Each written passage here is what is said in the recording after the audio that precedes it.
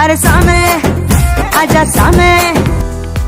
বেশ কয়েকদিন ধরেই অভিনেত্রী রশ্মিকা মান্দানা সামাজিক যোগাযোগ মাধ্যম থেকে দূরে আছেন। সম্প্রতি তিনি তার ভক্তদের সঙ্গে একটি স্বাস্থ্য আপডেট শেয়ার করেছেন। গত মাসে একটি ছোট দুর্ঘটনার শিকার হয়েছিলেন তিনি এবং বর্তমানে তিনি সুস্থ আছেন বলেও জানান।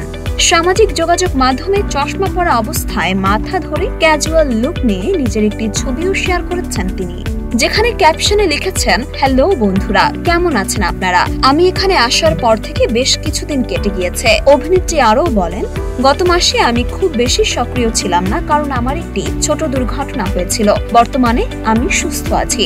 ডাক্তাররা আমাকে যেমন বলেছিলেন তেমন বাড়িতেই থাকছিলাম। এখন আমি আরো ভালো আছি। স্বাস্থ্যকে হেলাফেলা না করার জন্য অনুরোধ করে তিনি লিখেছেন, সর্বদা নিজের যত্ন নেওয়াকে অগ্রাধিকার দিন, কারণ জীবন অত্যন্ত ভঙ্গুর এবং সংক্ষিপ্ত।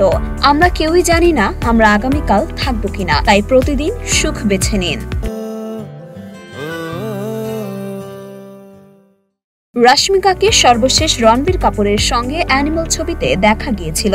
এরপর তিনি পুষ্পা 2 দ্য রুলে শ্রীবল্লির ভূমিকায় অভিনয় করবেন, যা আল্লু অর্জুনেরও কামব্যাক ছবি। ছাওয়া ছবিতে তাকে দেখা যাবে ভিকি কৌশলের বিপরীতেও।